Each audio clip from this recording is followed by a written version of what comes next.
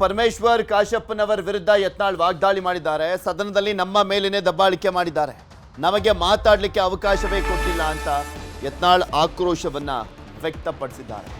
ಅಯೋಗ್ಯ Kashappanavar RSS ಮೇಲೆ ಹಾಕ್ತಿದ್ದಾನೆ ಅಂತ ಅಸಮಾಧಾನವನ್ನ ವ್ಯಕ್ತಪಡಿಸಿದ್ರು. ನಿನ್ನೆ ಅಷ್ಟೇ ಬೀದಿ ನಾಯಿಗೆ ಹೋಲಿಸಿದ್ರು ಯತ್ನಾಳ್ ಅವರು ಮೊನ್ನೆ ಮಾತನಾಡುವಂತ ಸಂದರ್ಭದಲ್ಲಿ ವಿಜಯಾನಂದ ಕಾಶಪ್ಪನವರನ್ನ. ಇವತ್ತು ಅಯೋಗ್ಯ ಕಾಶಪ್ಪನವರ್ ಅಂತ ಹೇಳ್ತಾ ಇದ್ದಾರೆ. ಅಯೋಗ್ಯ ಅನ್ನುವಂಥ ಪದವನ್ನು ಉಲ್ಲೇಖ ಮಾಡಿದ್ದಾರೆ. RSS ಮೇಲೆ ಎತ್ತಾಗ್ತಾ ಇದ್ದಾನೆ ಅವನು. ಕಲ್ಲು ತೂರಾಟ ಮಾಡಿದವರೇ ಕಾಂಗ್ರೆಸ್ನವರು, ಇವರಿಗೆ ಜನರು ತಕ್ಕ ಪಾಠ ಕಲಿಸ್ತಾರೆ ಅಂತ ಏಕವಚನದಲ್ಲೇ ವಾಗ್ದಾಳಿ ಮಾಡಿದ್ರು ಬಸನಗೌಡ ಪಾಟೀಲ್ ಯತ್ನಾಳ್. ನಮ್ಮ ಪ್ರತಿನಿಧಿ ಕೃಷ್ಣ ಯತ್ನಾಳ್ ಅವರನ್ನ ಮಾತನಾಡಿಸಿದ್ದಾರೆ. ಈ ಸಂದರ್ಭದಲ್ಲಿ ಏನ್ ಹೇಳಿದ್ರು ಕೇಳೋಣ. ನಮ್ಮ ಜೊತೆಗೆ ಬಸನಗೌಡ ಪಾಟೀಲ್ ಯತ್ನಾಳ್ ಅವರು ಇದ್ದಾರೆ. ಸರ್, ಬಹಳ ಪ್ರಮುಖವಾಗಿ ಸದನ ನಡೀತಾ ಇತ್ತು, ಪಂಚಮಸಾಲಿ ಟು ವಿಚಾರವಾಗಿ ಚರ್ಚೆ ಕೂಡ ನಡೀತಾ ಇತ್ತು. ಯಾಕೆ ನೀವು ಅಷ್ಟೊಂದು ಬೇಸರ ಆಗಿತ್ತು, ಆಕ್ಷೇಪಭರಿತವಾಗಿದ್ದು ಅಂತ ಸದನದೊಳಗಡೆ? ನೋಡಿ, ಈಗ ನಾವು 2Aದಲ್ಲಿ ಕೇಳೆಯಲ್ಲ. ಯಾಕಂದ್ರೆ ನಮ್ಮ ಸರ್ಕಾರ ಇದ್ದಾಗ, ಬೊಮ್ಮಾಯಿ ಸರ್ಕಾರ ಇದ್ದಾಗ ಅಮಿತ್ ಶಾ ಅವರು, ನಡ್ಡಾ ಅವರು ಪ್ರಧಾನಮಂತ್ರಿಗಳ ಸಲಹೆ ತಗೊಂಡು ಒಂದು ಎಲ್ಲರಿಗೂ ಸಮಾಧಾನ ಆಗುವಂಥ ಒಂದು ಸೂತ್ರ ಕಂಡುಹಿಡಿದಿದ್ದು. ಅದೇನಪ್ಪ ಅಂದರೆ 4% ಏನು ಮುಸ್ಲಿಮರು ಕರ್ನಾಟಕದಲ್ಲಿ ಕೊಟ್ಟಾರಲ್ಲ, ಅದು ಸಂವಿಧಾನ ವಿರೋಧಿ.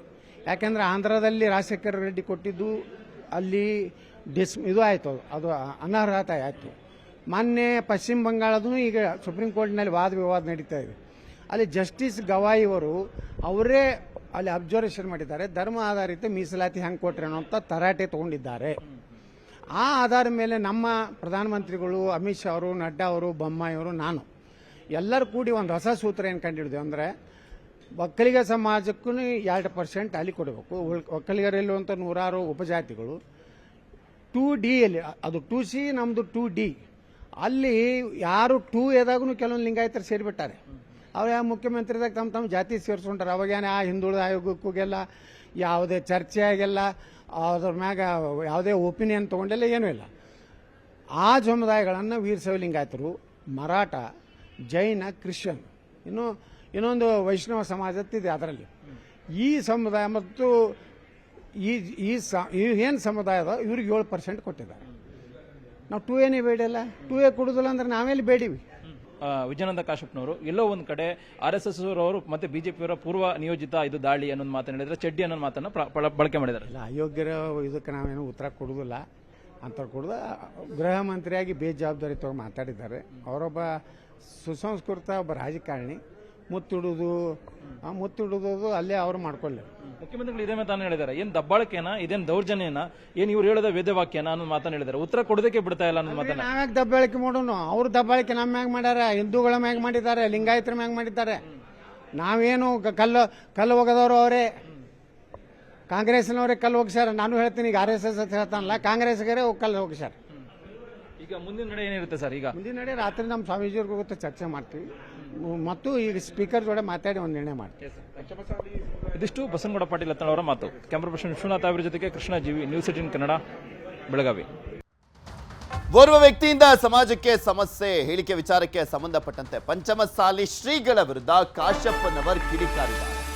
ಸ್ವಾಮೀಜಿಯನ್ನ ಪೀಠಕ್ಕೆ ಕುಳಿಸಿದ್ದು ಯಾರು ಅಂತ ಪ್ರಶ್ನೆಯನ್ನ ಮಾಡಿದ್ದಾನೆ.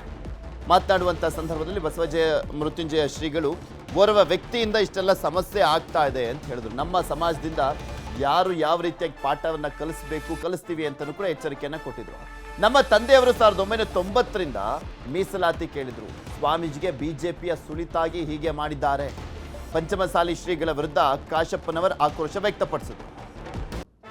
ನೋಡ್ರಿ, ಈ ಸ್ವಾಮೀಜಿಯನ್ನ ಯಾರು ಮಾಡಿದ್ರು? ಮೊದಲೆದ್ದು ಆ ಸ್ವಾಮೀಜಿಗೆ ನಾನು ಇದನ್ನೇ ಕೇಳಕ್ಕೆ ಇಚ್ಛೆ ಪಡ್ತೀನಿ.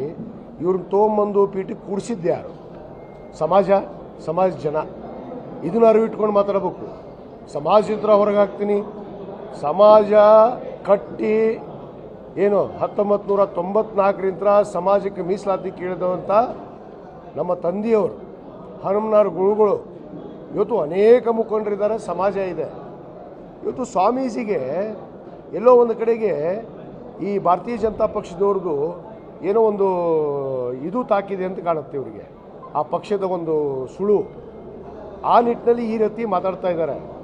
ಏನು ಸಮಾಜದಿಂದ ಇವ್ರು ಯಾರು ಹೊರಗಾಕ? ಸಮಾಜದ ಗುರುಗಳನ್ನು ಮಾಡಿದವ್ರು ನಾವು, ಸಮಾಜದ ನಾವು ಜನರು. ಇವತ್ತು ಒಂದು ಪಕ್ಷವನ್ನು ಓಲೈಸಿಕೊಂಡು ಒಬ್ಬ ವ್ಯಕ್ತಿಯನ್ನು ಓಲೈಸಿಕೊಂಡು ಇವತ್ತು ಹೋರಾಟವನ್ನು ನಡೆಸಿ ಸುಮ್ಮನೆ ಸರ್ಕಾರದ ಮೇಲೆ ಆರೋಪ. ಪಾಪ ಅಮಾಯಕರು, ನನ್ನ ಸಮಾಜದ ಬಡವರು, ಕಡು ಬಡವರು, ಪಾಪ ರೈತರು, ರುಕೊಂಡು ತಿನ್ನುವಂಥವ್ರ ಮೇಲೆ ತಂದು ಪೊಲೀಸರ ಮೇಲೆ ಕಲ್ಲು ತೂರಿಸುವಂಥ ಕೆಲಸ ಮಾಡಿದರು. ಇವತ್ತು ನಾನು